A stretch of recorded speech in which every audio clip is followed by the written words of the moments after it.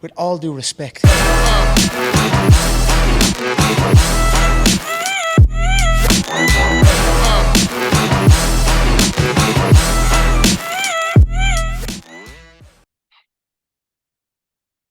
All right. Episode 29. With all due respect, we are doing a part two of episode Part 28, two. which makes sense, right? Yeah. And the title of that was Are we seeing a shift in healthcare? Right. And I think we're Yeah. gonna we talked this week and we decided we want to do part two. We want to continue the conversations basically because of the interactions we've had in person with people, the interactions you've had on social media with people. Yeah. And you know, you always do a part two when you feel like you didn't cover enough in part one and you still got Yeah. questions. Again, I'm very close to say these are all our thoughts, our opinions from being in the industry for so long, right? Like, um, I know what people talk about. I'm in the food. We work with people with their food, their health and nutrition. We know what people are dealing with. We know what people struggle with. And we speak on that because we experience it. Mike is about the NPA school. He sees it from the medical side, right? What he's not getting taught and talked about, what they're getting told, who sponsors medical schools, who's you know all that kind of stuff. And we talked about physical education. We talked about the whole system. I hate the word systemic, right? Because I I think that hate systemic too, I but hate I it mean, too because anytime someone says systemic, I always think they're going to want to talk to me about like systemic racism or something. And I'm just like, oh, I'm well, tired I of. think it's because it's what I've found more this week and then maybe the last couple of weeks is that so many of these issues are so diverse and so deep and just there's so many different opinions that's going to come into play and it depends on a number of different things. And I Mhm. think that's why sometimes these conversations are really hard because people don't want to think about this stuff that much, right? They don't want to think as in depth about things. It's hard to. It's really hard to have to question a system that you've Yeah, grown up in or you've been in forever, or you one that you know? created, Yeah. right? One Yeah. sometimes it's cognitive dissonance. You're part Hmm. of the problem, right? Hmm. Um, my wellness class, I let them pick the 10 topics that are affecting teenage kids' health and wellness. Literally, I have two classes, and they were almost identical, the top 10. And I said, hey, what are you guys seeing as the top 10 major issues that address wellness? We help them define wellness. It's not just physical wellness, like having nice abs. It's, exercise, mental health, academic wellness, all kinds of like what creates a healthy individual, all the aspects. And one of the things they talked about was social media. And the only reason I'm bringing this up, you talked about, I just said, we have to understand that sometimes we're part of the problem. We're part of the system. Yeah. We watch Social Dilemma, the Mm. Social Dilemma, Yeah. documentary on Netflix about social media industry. And all the guys that were on it and all the guys, all the girls who were former like Facebook, Instagram, Reddit execs, they're all like they said, what do you have social media in rules? And they're like, we don't have social media in my house. My kids don't get on it. My kids can't have Yeah. it. We don't. One guy was like, we don't even have an internet connection. Like, you can't be in Wow. my home and get on the internet. Like, connect to the internet.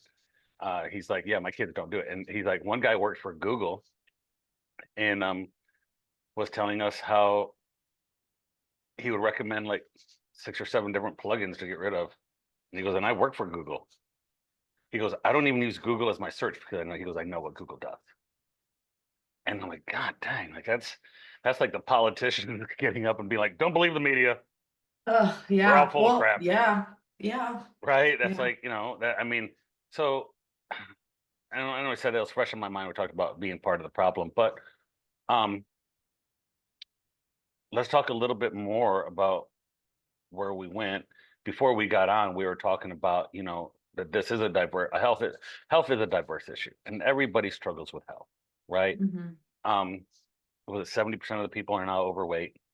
Yeah. Um, we're 5% of the population in the United States, but do well over the large majority of pharmaceutical drugs, right? We're a sick culture, we're a sick society. Um, I've done consults with Mike where someone will get blood work done Mhm. and they'll come to me and I said, well, let's do a call with Mike. We do a call, consult, Zoom. Mike leaves their blood work and then we get off the phone and Mike will talk to me specifically and he's like, before this person like loses weight, like their goal of losing 20 pounds and building muscle, they need to get out of a disease state. Yeah. Yeah. And he's like, they're in a disease state, they're unhealthy, they got high Mhm. blood, but they got all these problems. They sleep horrible, they're stressed out, they're on two medications. He's like, nothing's going to happen until they get out of a diseased state. Yeah. Yeah. And things that we focus on too are not obviously not medication. It's like the things that we work on are your food, your exercise, your sleep, and your sunlight. Like those are the pillars that we've always worked on, Yeah, you know? yeah, yeah. It's so. This game is not a calories. This game is not about what are my macros and what are my workouts. You have AI now. We have social media. We have internet now. We have If so much all access. Yeah. we have, so yes, yeah, we almost have over access, right? We're almost Yeah, we over do. access. We're No, almost that's the over issue access, is right? Yeah, it's information overload. So people, no yeah. wonder people are confused. Well, we say that all the time, right? Mhm. We'll get somebody all the time. It pains me in this industry to see somebody screenshot something and send it to me and they're like, what do you think about this? And what it is some sort of gimmick. And um the tagline is it's a before and after, and it's like lost 15 pounds in 1 month without diet and exercise. And I'm like, man, that's a horrible message. Shame on you. Yeah. Shame on you for saying that. Right? Yeah. Shame on you for um uh and I have a client starting in December. We had this conversation. I said, shame on that person for almost taking advantage of your desperation to want to lose weight and be healthy Hmm. by telling you that it's easy. Yeah. All you have to do is take this one thing and you can do it without any kind of lifestyle change at all. But that is That's what the we're industry we're in. seeing. That's the industry That, we're in. yeah, that's like health has now become popular, right? People are trying to get healthy. Health has always been vulnerable, but it's really easy in our society now to be unhealthy. The access to food that we have in the grocery store without the education, knowing what the values of those foods are, plus working in such a grind lifestyle, do we have time to do the things that we need to? And if we do have the time, we're freaking exhausted. Like there's so many things working against us. And what we're seeing right now is the fight between like these social media influencers that do wellness selling supplements and then the dietitians and the physicians on the other side. Like that's what we're seeing right now. And so I think people are like, well, what the hell am I supposed to believe? Hmm.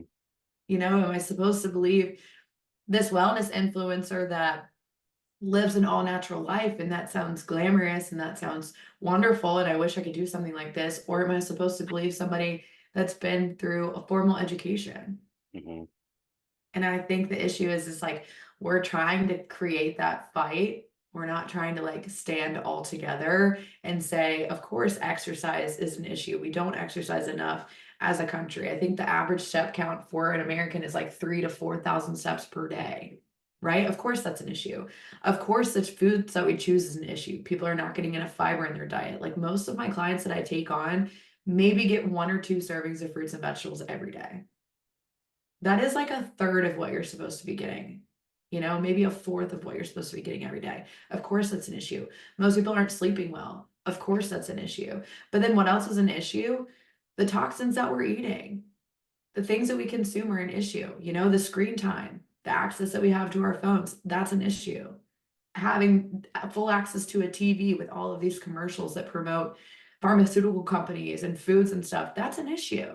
So I think the thing that we need to do together is stand together on health and say, yes, all of this can be important and all of this is important. You know, it's not a fight.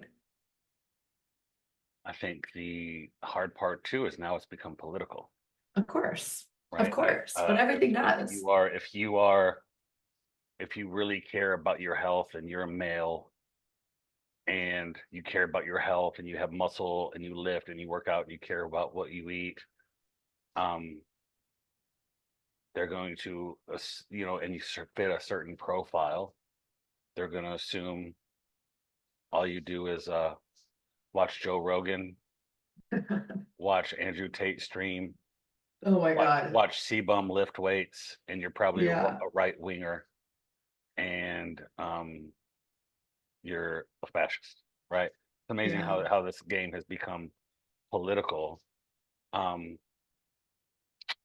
which I've avoided that conversation. Truly. Yeah, and because it doesn't need to be political. Like I do think, we talked about this a little bit in the first part. There are other things at play that people are going to deem important, and I understand that entirely. But you But said why some are we not working together you said on something them? earlier. You said you talked about the toxins that are in our food, Hmm. and cheap food is easy and it's Hmm. convenient and it's Hmm. unhealthy, right? Um, it's easier to get, you know, Oscar Mayer deli meat and throw it on a piece of bread, than it is to get like turkey and sliced turkey and eat vegetables with it, right? Yeah. It's easy to go fast food, but where I do believe that is systemic, and where I do believe the we go down this rabbit hole is, well, why is it popular? Well, people are too busy, right? Yeah. Well, why are people busy now? Well, when I grew up, my mom didn't work, Hmm. right? My mom stayed at home, and We could go down the rabbit hole my of dad this. and my dad worked, right? Now, Right. now when I got old enough, my mom worked because what's she gonna do? Sit around when I was like 13, 14, like don't work, Right. right? Yeah. But as a kid, But my mom same. was a homemaker, right? And Yeah. we cooked foods. Well, why can't we do that anymore? Well, you got to have two incomes in the house. Hmm. Not only that, you got to have two incomes in the house. Now you have to have extra hustles on the weekends. Now there's no food cooked at the house. Now it's all about fast food. Now it's all about easy, convenient fast food. Um, find families that sit down together. I ask kids this all the time. How many people here sit down together as a family and eat? Hmm. Doesn't Actually, that was literally a conversation I had with a client this morning, talking about feeling better while eating. And Mike's favorite thing to tell us, and what we've learned from him, is you're not just what you eat, you are what you absorb, Mhm. right? And so sitting in front of a TV screen and eating is not going to be very good for digestion. Standing up and eating as you run on the run, right? Right. It's not good for you. It's not good for you. So I do think it is systemic because we've developed this um we're now in a culture in a culture where it's so expensive. Mhm. We have to have two people working. You have to have extra hustles. You got multiple things going on for kids. Um, it is easy to get fast food. It is when I say easy, it's convenient. It feels like less brain power. Yeah, That's the general consensus I get to with clients. I'm like, yes, of course it feels easier because it's less work for your brain. When you have to come home and cook and think of a meal, it's a little bit more brain power. It's a little bit more effort as yeah. far as that. I don't eat breakfast because it's just one more thing I have to worry about. Right. Coffee out the door is so much easier, Hmm. right? But what I don't want to see happen, and I've seen other people touch on this, is I see a lot of people who will contact me and they're overweight and unhealthy, and they eat bad, and they're not healthy Yeah. people. Yeah. And they'll send me an Instagram post about the chemicals in some sort of food, Hmm. and I'm like, man, talk about not seeing the forest through the trees, right? Yeah. Because they think I'm gonna be like, oh, screw that food. And I'm like, well, there's options for you, right? And you're telling me how bad this food is, but like you're still overweight and you still don't exercise. Right. Like I don't. Well, there's a disconnect, Well, right? that comes back to our want to blame something else, right? Yeah, That comes it back has to become being a like, scapegoat. Yeah, It's like, it well, is. I'm going to blame the ingredients in the food, not what I choose, Yeah, right? Yeah, I told you I had a client that goes overseas a lot for study. He's a professor, and he's like, "Man, it stinks." He said this to me, "It stinks that I got to go overseas to lose weight." Yeah, we talked about that in part one. Yeah, but that's the Did thing. we? Did we? Did we? But just a little bit. We touched on it, but it's like, yeah, well, of course, when you go overseas, and I get this argument too, and I had this out with you guys a couple of nights ago. When you go overseas, the communities are definitely more walkable. They're not as big, Hmm. right? You're walking everywhere. Hmm. It's like being in Italy, driving a car in Italy was terrible. I don't want to drive a car in Italy. They're this big Yeah. and the streets are even smaller. Hmm. Like I'm good. Hmm. I understand that. Also, portion sizes are a lot smaller. I'm not going Oh to yeah, Outback and getting a double-sized, a blooming onion. portion. Yeah, Yeah, exactly. They yeah, have a lot better ideas around what yeah. food should actually look like. We do have an overconsumption problem in America. I 100% agree. However, that's something that's going to be very hard to battle because I don't live in a city that could be easily walkable. Like Greenville downtown, great. Same for Columbia, great to walk around downtown. Me walking to Greenville downtown from my house, it could be possible. There's a trail that I could do that from, Hmm. but do I want to? It's an 8-minute drive. That's probably what, like an hour walk, Yeah, which for me, I love to walk, but then my hour walk turns into, at least two there and back. yeah. What do you And hear if I people got to say do that go to stuff, Europe? What do you hear people say to go to Europe all the time? Oh my gosh, the food is so fresh. I walked everywhere. mhm, We went to the market. Just so much walking. Um, mhm. I had somebody tell me that they tried to find cereal in South America when they went to South America. They only find one brand of cereal in the country. Yeah, right. Right? So they just don't have it. But with that said, you're still making a choice, Hmm. right? You still are. I don't care what your excuse is. You still pass up good, healthy Whole Foods in the grocery store Hmm. to buy packaged food, boxed food Hmm. that causes you one, it's highly palatable. You overeat your calories. You're not in a deficit. You're hypocaloric. Yeah. You're overweight and Hmm. undernutrition because the quality of the food is horrible. Hmm. You don't exercise, you don't sleep well, you stare at your screen all day and you feel bad. And that's your typical American. 100%. 100%. My devil's advocate side of that, though, for hyper palatable foods is the marketing, right? We talked a little bit about this before we logged on. Mhm. There's marketing on these hyper palatable foods. There's Mhm. low sugar and there's high fiber and there's high protein and there's still like these foods that aren't that great for us, Yeah, right? Cheerios is for heart health. Yeah, Yeah, exactly. You're like, what? yeah. I mean, yeah, and but And doesn't McDonald's have a partnership with the AHA? sure. Do they have one? I'm not The sure. American Heart Association? I'm pretty sure they do. For the fruit and yogurt cup or something. Maybe, I don't know, but I feel like Yes. they do. That just came to mind. But that's the thing. It's like that's what makes me question.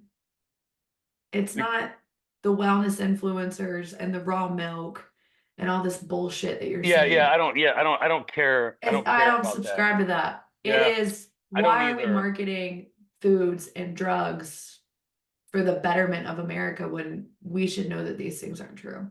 Well, the sign of an intelligent mind is to be able to take in and read information and be able to just um to take in information and get rid of what you see unuseful and take in what you see as useful, right? Hmm. Hmm. That's how you avoid ideology, right? You hear all sides of views, you pick certain things that stick to your life that mean something for you, and you discard the rest, right?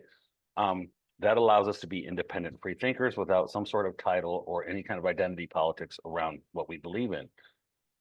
So it takes an intelligent mind to believe and see, yeah, I believe I would like to make the changes we need to make America healthy again. Yes, Hmm. I believe we need to make America. I can hear that statement and I can believe in the statement and the drive behind it. Yeah, But it takes an intelligent mind to look deeper into what they are saying and go, no, I don't know about that. yeah. No, I don't know about that. So I can't get 100% behind your agenda because I don't like agendas in general. But, and that's just part of a personality I have, right? I don't like your agenda, right? Um, but I can believe in the belief of your statement. I can understand what you're trying to do, and there are things that you're doing that I like. I think Mhm. it's very questionable when you hear people talk about, you know, they just talk about a lot of things. I'm kind of like, I just don't know if I can get on board with a lot of that yet, right? Um, they get into psychedelics and things like that, right? And I'm just kind of like, oh, well, calm down, There's probably right? more important things besides raw milk Yeah, and yeah, yeah. psychedelics. We still have people that eat too much food. We have really horrible food. Um, Yeah. you know, Kaylee, Casey and Kaylee Means talked about, the people that were in the cigarette industry are now working in the food industry. I was just about to say, Yeah, yeah. we There's a that's a problem. One of only two yeah. one of only two countries that can direct market pharmaceutical drugs to somebody, right? That's a problem. So ultimately, what do we kn- and when I say this, what is the answer? I think the answer is what we've been doing since 2019. It really is, right? Yeah. I truly believe, and as Mike graduates and Mike's hopefully comes on board, does more, we're going to be able to expand the services that we can offer people.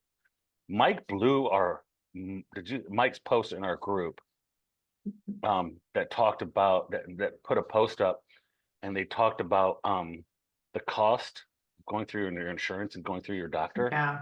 to get a lot of things done, and what you could do if you did that outside of and just did it with a fee-based service is actually cheaper than if you went through your um insurance. And those things blew my mind. And Mike on a side text goes to us, he goes, man, I just assumed everybody knew that.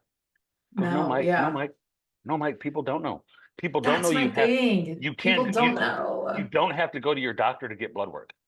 Yeah. Right. And we did a whole episode on that And I'm going to share it. Yeah, we did a whole thing whenever. about, Yeah. yeah, we did a part one. We never did a part two, but I think we're leading on a part two. You don't Okay. have to go to your doctor to get blood work. Yeah. You can go to an independent lab as long as somebody talks to you, somebody like Mike, and says, go get this blood work done.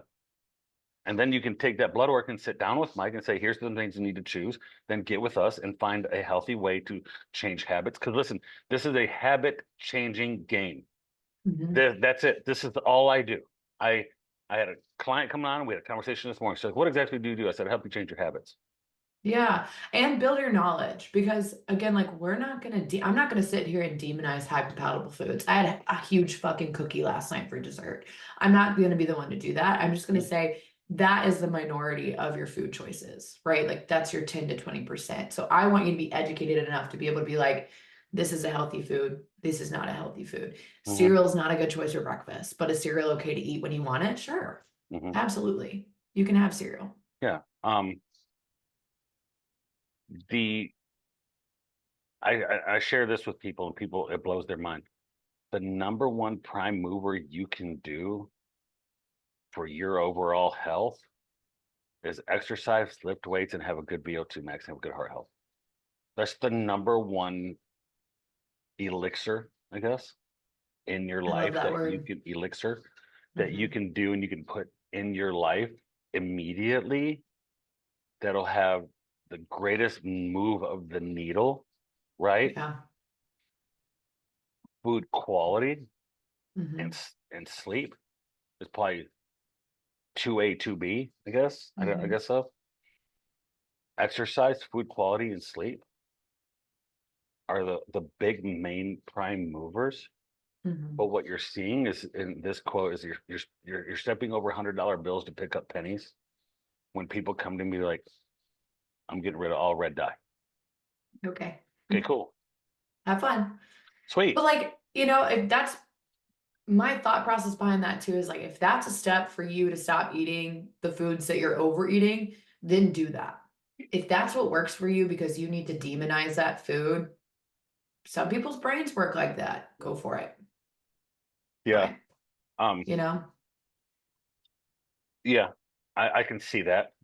Everybody has a different motivator and a route Like behind my it. thought is just like if you feel like you feel bad after eating gluten and your way to feel better and you feel like you feel better is to go gluten free. Yeah, If you've convinced there's a yourself that core you feel yeah, better yeah. and you do, go gluten free. I'm Yeah, not going there's to a be the one to tell you can't. there's a causation and correlation effect Mhm. there for me. Um, Mhm. people who you see this a lot of people say they went carb free. I'm not Mhm. eating carbs. Well, you say you went carb free and you lost all this weight, but what you really did was you eliminated processed foods out of your diet and you ate more fruits and vegetables and lean meats, right? If you look at a lot of the research that tries to demonize red meat and high protein diets. Oh, is that a puppy? Yes, I Oh, that's need them sweet. to go away. Yeah. Um, it's the weight of my heart is puppies. Ew. When you see, and this is why it's important to look at research, right? People will look at research that will compare plant-based to high protein meat diets. And when you look at the research, the person who went the standard high protein diet, they also ate a lot of trash with it Mm, and a lot of garbage. While they did eat mhm, more protein, they ate a lot of crap. And the person who went plant-based just ate more fruits and vegetables. mhm. And there's causation and correlation between what you're saying. Like somebody says, I lost all this weight because I took, and I feel so much better because I took red dye out. Well, what did you have to do to get red dye out? You had to eat a lot less processed foods, a lot Right. more whole fruits and vegetables, and pay attention to your protein intake, play more protein to make you full.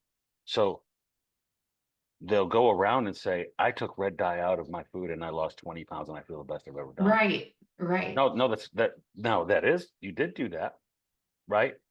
But what did you do in order to do that? You had to eat more real food, more fruits and vegetables, more things that go sour, that go bad, right? Mhm, And mhm. one of the ways that I discuss this with people is I had a guy a long time ago.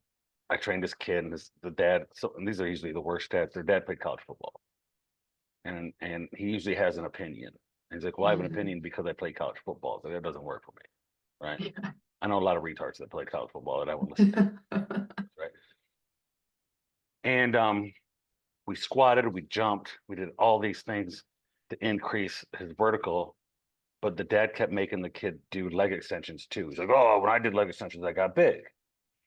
And he gained, I'm going to say like 3 inches in his vertical leap in 12 weeks, which is Dang. huge, huge. Yeah. I remember when he did it, I was like, dang, like, wow. Well, he developed some patella tendonitis. So I talked the dad out of taking leg extensions out. Patella tendonitis went away. We stretched the quads. And on the next 12 weeks, the kid only went up like 1.7 inches in his vertical leap. So in 24 weeks, almost a 5 inch change in his vertical leap. Mhm. Well, the dad was all upset because we took leg extensions out because he said that's what made him jump higher. And I just laughed and like he did his 24 weeks and we were done. I Mhm. say, and I didn't want to because I just didn't want to waste the time telling the dad about causation, correlation, and linear progression, right? Like he's like, well, we're gonna keep doing this program over again. We're gonna like leg extensions. I bet he puts on another 3 inches in vertical leap. I'm like, Okay. sweet, have fun, buddy, right? So the causation correlation thing is with the information people get.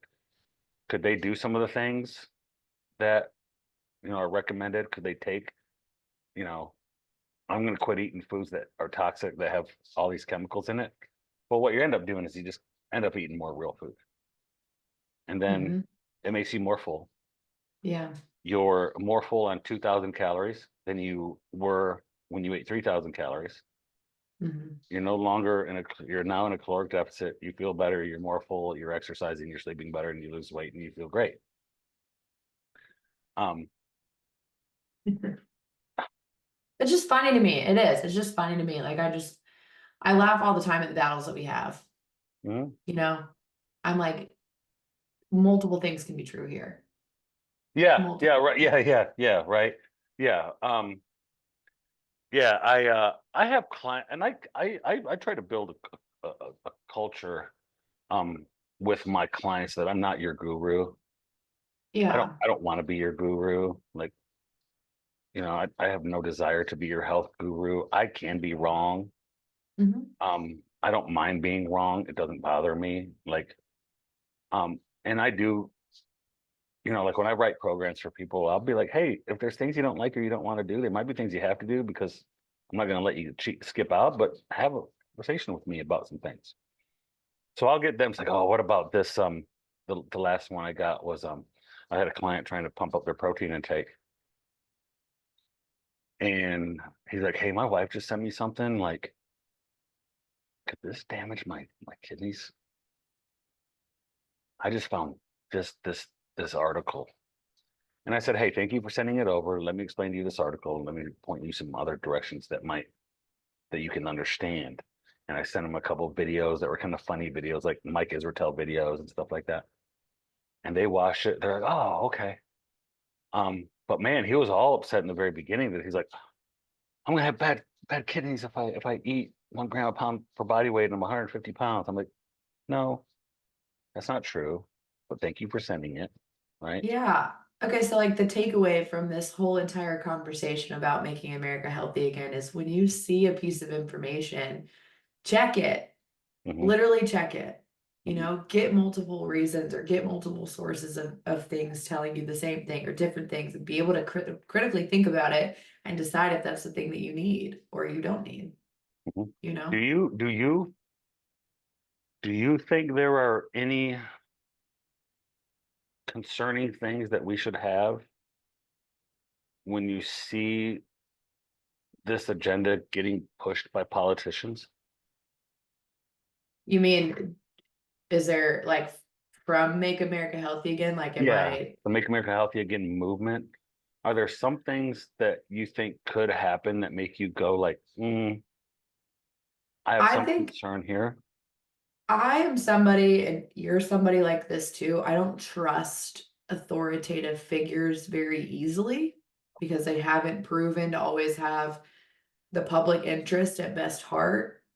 So my only thing is like I'm a big person and a big believer in follow the money.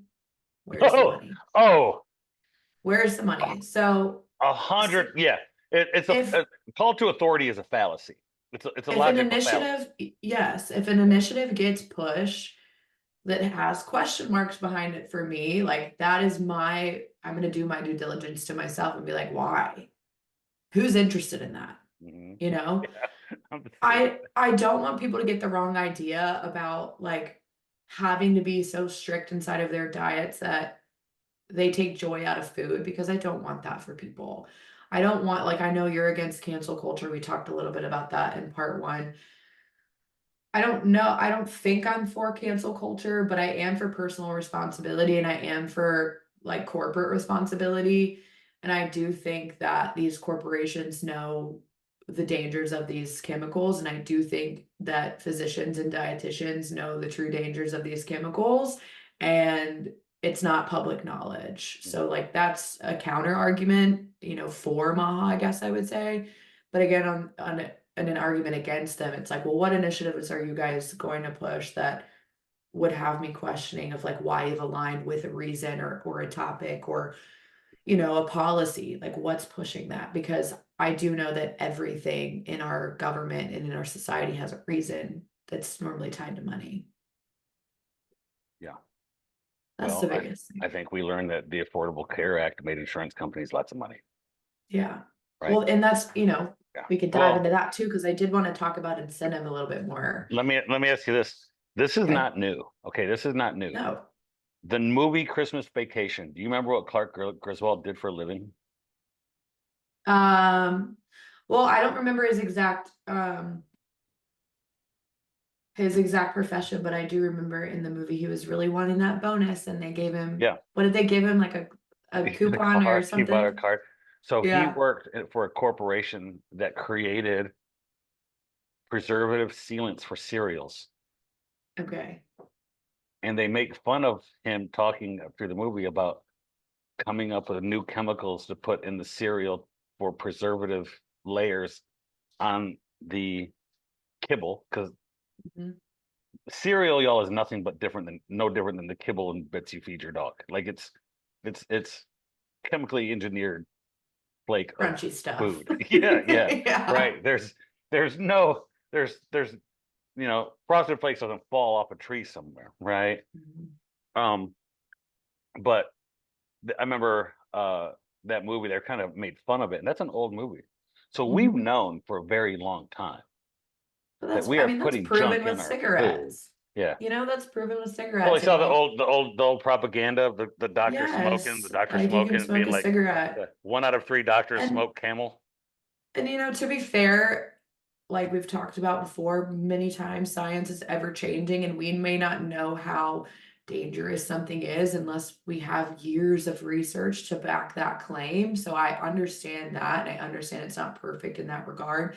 But you still can't tell me living in almost 2025 that these companies don't know what they're putting in their food. You can't tell me. Well, they want you to buy more of it, Right, eat exactly. more. It is Right. literally chemically created, modified for you to want more. That is what hyperpalatable is. I mean, there's no way a company would roll out a product prematurely and give it to everybody in the country and make you think it's good for you, would they? No way. It's low sugar, it's high protein, it's high fiber. It's perfectly healthy for you. And at the end of the Yeah. day, you're going to want more of it. You're going to love it so Mm. much. You're going to have boxes of it in your cabinet. They would never roll out like a vaccine early to tell you, would they? They're go- They'd never do that to Never, us. That's crazy. never. They would never do Just it. trust your government people. They care about you. Yeah, they We're care. your government and we're here to help you. Hmm. Come on, guys. You're so stupid. You guys. You guys But watch. no, that's the thing is like the whole system thing. It's like question it, just question it. Hmm. That's it, just question it. Uh, was it the food recommendation list that came out from the government a while back? And one of the funny ones was a bowl of cereal was better for you than a steak. Do you remember that I never saw recently? that They came one. out, yeah, red meat, and they red meat was almost listed as like a carcinogen, and you know, it was something that came out. It was all over social media for a while, where they did this list of healthy foods, foods that were healthy for you Hmm. versus Hmm. foods that were but not as good for you. And I'm just like, oh my gosh, I can't stand government propaganda. This I is can't. awful. And I remember I'd seen this, I had to Google it. I had seen Yeah. this earlier and it was an old Congress bill. Pizza is a vegetable question mark? Congress says yes. Congress wants to keep pizza and French fries on school lunch lines, fighting back against an Obama administration proposal to make school lunches healthier. That kind of shit is just amazing. I'm like, pizza's not a damn vegetable. The bill would also allow tomato paste on pizzas to be counted as a vegetable. The USDA had wanted to prevent that, but it's just all of this shit is just so funny. It's just so funny. What was it? $1.9 billion of funding for 1.06. $1.06 billion to the NIH Hmm. for to fund research by food companies or something like that, right? Hmm. Um, Hmm. man, I don't want to become a I really don't, right? I really don't want to become a conspiracy. I don't want to. Like crazy. Do you ever feel so? I always kind of feel a little bit crazy diving into this and like thinking about this. And sometimes I'll sit there in my thoughts and I'm like, am I going insane? What's Am a I red? going to It's a be, red pill, blue pill moment, right? I know, but it's like, am I going to be a believer that there's lizard people on Antarctica?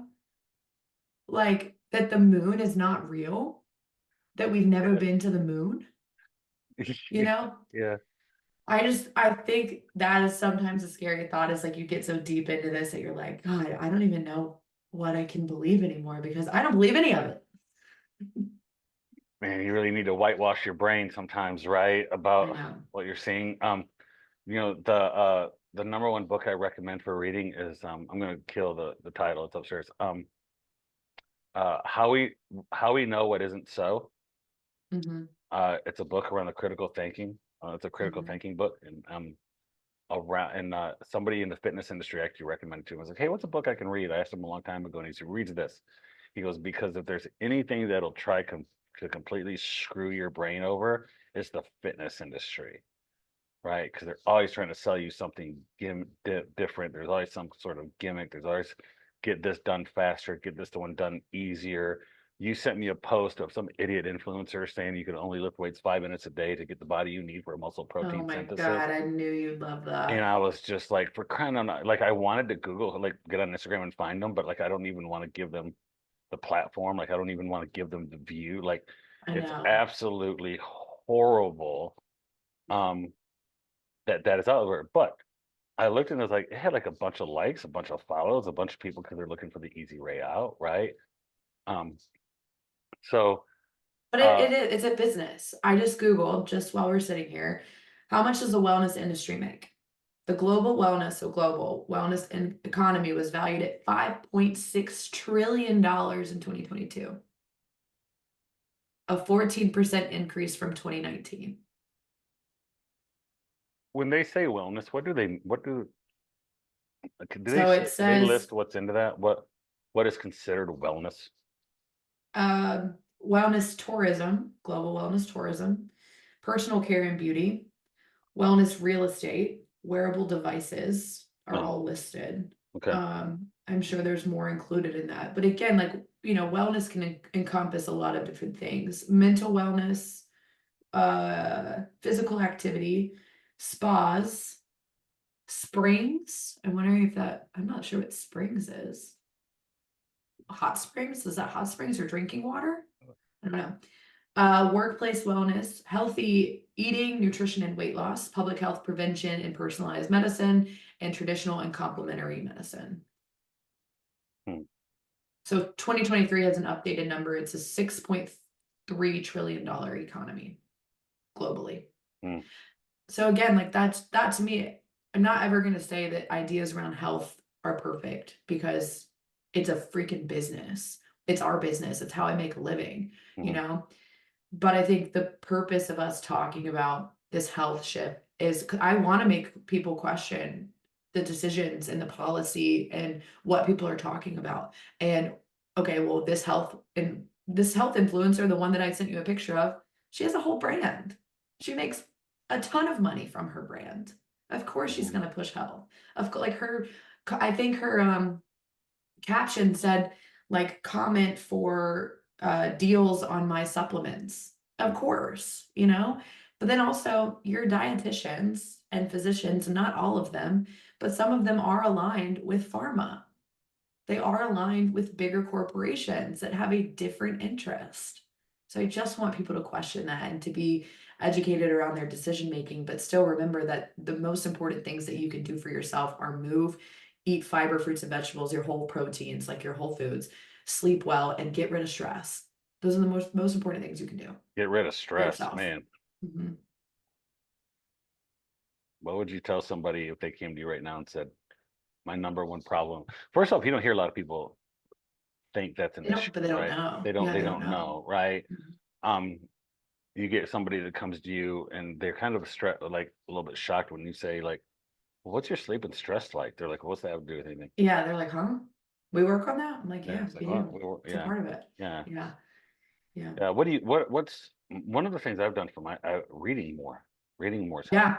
Yep. Right. So I really work with people on creating environments around their activities and the things that they do. It's like a conversation I had this morning with somebody is creating a calmer eating environment.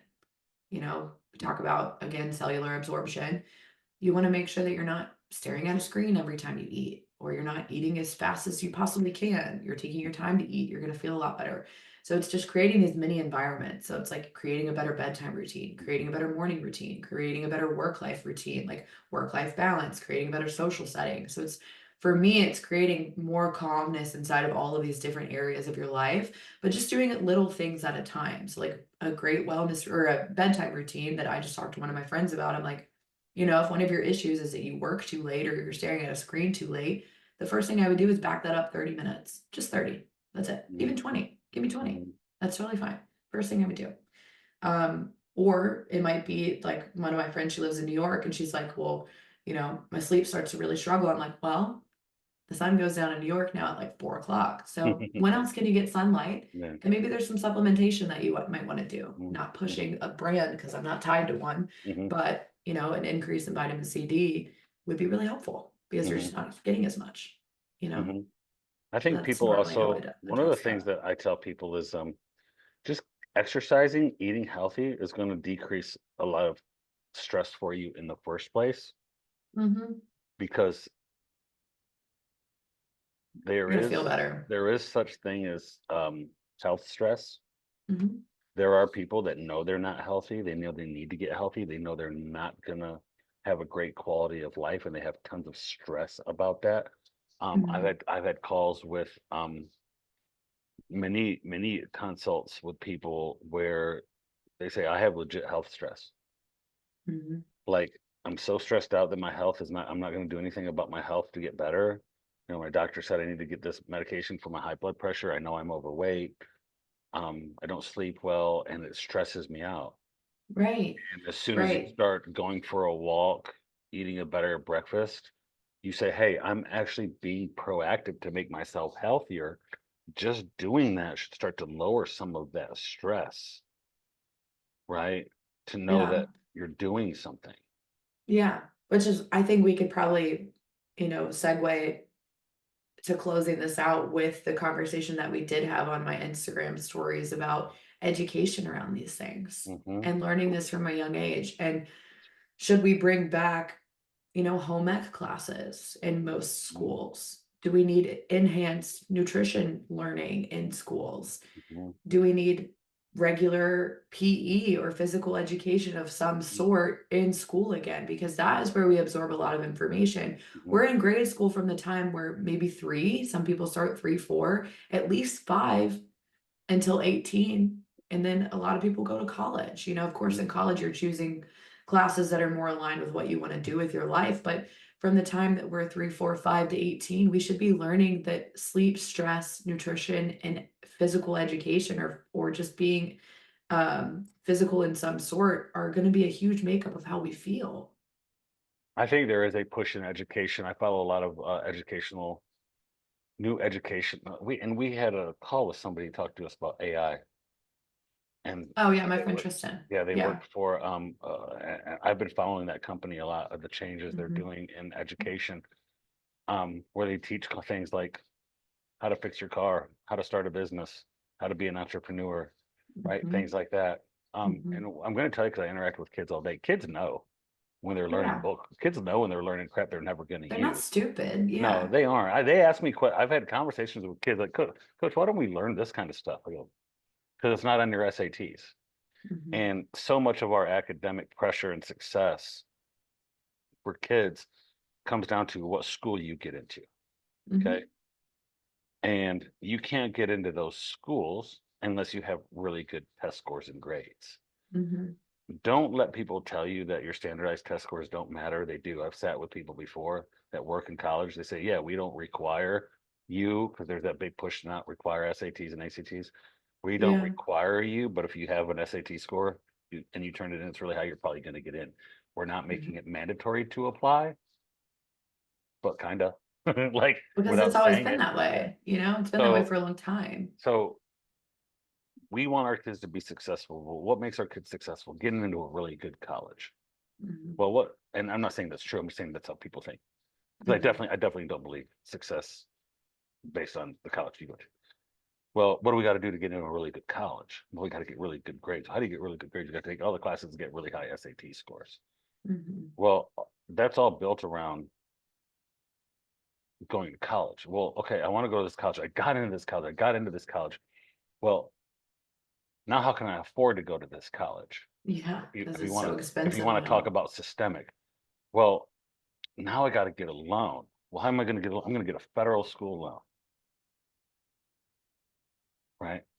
Mhm. And I'm going to be paying on my $50,000 a year college education for the rest of my life. Well, who are you going to pay for that? You're going to pay the Mhm. government because you just got a government loan to go to college. Well, what have we known about colleges in the last 20 years? They've gotten more expensive. Mhm. Well, why have they gotten more expensive? Now you got to get a master's degree, Mhm. right? Now you got to go to school more. Mhm. Well, there's no way that the government and the schools could be in cohorts to make the colleges more, so people got to borrow more money, so people have to pay Why? more interest. Like our colleges would never do that to us. Our government No, will never they do that to us, right? no, they would never Never, overcharge us to go never, sit in class. never, right? They'd Never. never do that to you. So that can't be true. Yeah. So then the only reason I say that is to back up and say, well, why aren't we learning all of these things in schools? Because there's no there's no incentive. There's no incentive to learn it. Right. Exactly. So the whole conversation around incentives to be healthy, there are no There are incentives to no be incentives healthy. because there are people that say my cholesterol's up. I need to change my Mhm. diet and exercise. Take the pill. Pill's $10. I already pay for my car. I already pay for it. Health insurance. Yeah. I'll just do the pill and be Hmm. fine, right? Hmm. So that's why it's not done in college, right? That's or in high school. That's what people don't teach. There's no incentive to learn it, Right. right? You have to be completely out of the box thinker to understand what the matrix is selling you, because so much of your self-esteem is also in your grades. Oh yeah. So much of your self-esteem is also in your SAT scores, right? Hmm. And we know that to be true because schools wouldn't pump how high everybody's SAT scores is and all the schools they got into college if that Hmm. wasn't the most important thing. Um, as a parent, I don't care. So many more important things for my kid to be bright and intelligent and empathetic and add value to society in so many different ways other than getting a perfect SAT score and getting into Duke. I don't care. I can't tell you how much I don't care about those things. Yeah. I literally, it's not even on my radar. There's so many other things I worry about with kids than that perfect SAT score. And I'm reminded of this. Friend of mine that was in special forces said, if you think special forces are trying to get the 1600 SAT kid who was a perfect Boy Scout to go into special forces, you they don't want that dude. They want the kid that if he wasn't, he'd be a criminal. Like they want, Right. you know what I'm saying? Well, Right. and, there's the push now for people to value trade school and not going to college. And Mhm. I think that's an important conversation too. Like I remember very clearly, like summer after I had graduated high school, before I was going to go to college, I wrote my dad a letter and I was like, I don't think college is right for me. I really don't. Like I did want to go at some Did point, you but believe that at the time, at or that were you time I just was like, trying to I get out don't. of like going having to go back to school? No, because I never minded school. I'm very good at school. I love to learn, but I was like, I'm not ready to go because I don't fully know what I want to do. And I'm not ready to jump from studying for the last, however many years to doing it again. Like, I'd really love to just take a year and be able to figure that out. And my dad was like, that's out of the question. Like, you're going to college Yeah, now. my dad was a high end educator. Yeah. It was very important to go to college and get good grades. Yeah. Right. And I do think I would have gone because I do love to learn. But at the same time, like I'm not doing anything related to my degree. And I think if I was given the opportunity to have a year to actually like get out of my comfort zone and get out of the town that I grew up in and be able to kind of explore everything, I would have been like, okay, I can actually align myself with something that I'd really like to do. I changed my major 3 times, Yeah. Yeah. you know? You see, like, asking an 18-year-old what they want to do for the rest of their life. All right, when you go to college, you're like, I don't know. No, I and don't know. like the original major that I was in, I would have loved to do for the rest of my life. It was marine science. I wanted to be a marine veterinarian. I wanted that for the time I was little. But at 18 years old, going to a huge university, asked me if I wanted to study those classes when I got there. No. No, I No. quit that major. I said I'm not doing that. Yeah. Yeah. Yeah. There's a different route. Success looks different for every human being, Of right? course, of course. But again, you want to look at the system, you want to follow the money, Yeah. right? Hmm. We will gladly sign on the dotted line for our kid to spend $60,000 a year because he worked Hmm. so hard to get that great SAT and those great grades, and he's going to go get $250,000 worth of loans from the federal government to go to university. Um, I'm telling you, there are going to be a lot of those kids, and a lot of those kids aren't going to know how to fix their car. Hmm. They're not going to know how to change a tire, and there's going to be a lot of rich people out there that learned how to do the basic life skills like that, and those people are That's going to go playing those people to do. that's what I'm saying. Like my best friend, her brother's a plumber, and he's making a shit ton of Mhm. money I had a being a plumber. plumber. I had a clogged toilet because I have a young child who likes to flush things down the toilet Oh yeah, perfect. at the time, right? Um, and he thought it was cool to see how much toilet paper he could gob up and how much it would like. I think he was just enthralled by this concept of indoor plumbing at Mm-hmm. 4 years old. And he Mm-hmm. clogged it. And I called the guy out, called this place. He came over, he fixed it in 5 minutes. I'm like, how much I owe you? He was almost apologetic. He goes, man, I mean, our company charges $100 just for the call. Mm-hmm. I'm like, dude, I'm okay because it is worth $100 for your 5 minutes Yeah. to fix a toilet that I got to use. That we got to Yeah. like. It didn't bother me. It didn't bother me. Yeah. Right? No, you're not worth $100 an hour, and that 5 minutes is only $5. Right? It's the value of the service that you provided. Right? Right. Right. Um, but no, I do think we're getting more, and I think it's coming from the kids. The kids are going like, Huh. "What am I? Yeah. Like I don't want to Yeah. do this." So if you're a parent listening, I think like my greatest takeaway and like what I know that I will do when I have children is like I will make sure that I'm teaching them these things outside of the things that they're learning in school. And I think my parents did a really great job of doing that. Like I was forced to play sports. My parents said, if you're not going to play sports, you're going to do something after school Yeah, I had because to you're get a not job. coming home. I had to get a Yeah, job if I didn't play sports. Yeah. exactly. They're like, you're not coming home and sitting on the couch and doing nothing. So like I was taught from a very young age the value of being on a team and being athletic and doing all of these things. And then I lived in a pretty healthy household as far as nutrition. So I just Yeah. think it's really important to take on that responsibility. If we're not going to learn it, we got to teach it to ourselves. Yeah. We got to learn about it. So much about education doesn't happen inside the classroom, Yeah. right? Um, but we put our kids in there for 6, 7 hours a day, All day. Hmm. right? I find it interesting because I will have a lot of parents. One thing parents sometimes do is they look for you to be the bad guy, Oh, of course. and they'll be like, "Hey, can you sit down and talk to my kid about making sure he's eating these foods?" And I was like, "Well, I can tell they kind of want me to be the bad guy." And my first question is, "Well, what kind of lifestyle is being modeled at home?" Hmm. And maybe they'll be like, "Oh, we really don't exercise. We really, we try to eat healthy, but really don't." Blah blah blah blah blah blah. Blah. And I'll say, okay, how about this? I'm going to give you 3 or 4 things to change around the home, Hmm. right? Um, Carry more of these foods.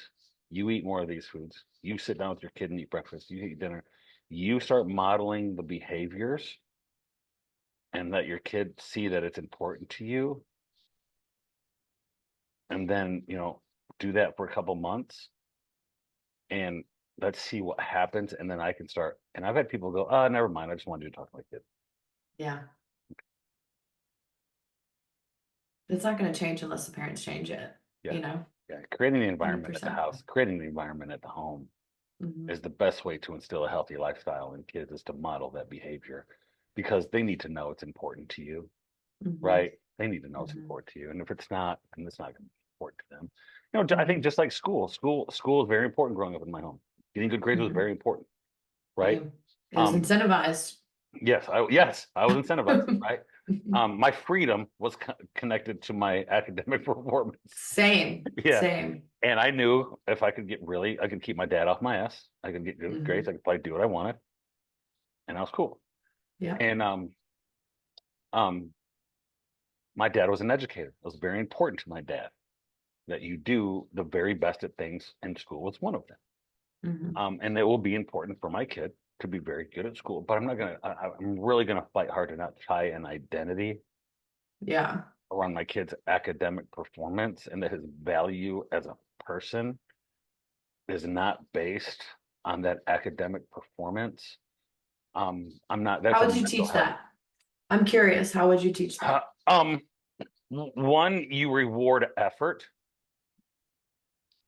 first, Yeah. right? I'm not going to let him be lazy, Yeah. right? If he's busting his butt for a C, I'm going to reward the effort, right? If it's a Yeah. really hard class, right? I'm not going to why can't you get a B? Well, I need to see the effort, right? Yeah. I'm going to reward effort and make sure he's doing all the other things that are right. Are you talking to the teacher? Are you doing your homework? Are you paying attention in class? Are you adding value to the class? Are you putting effort into it? outside of that, the grade does not matter to me. Yeah. The grade does not matter to me.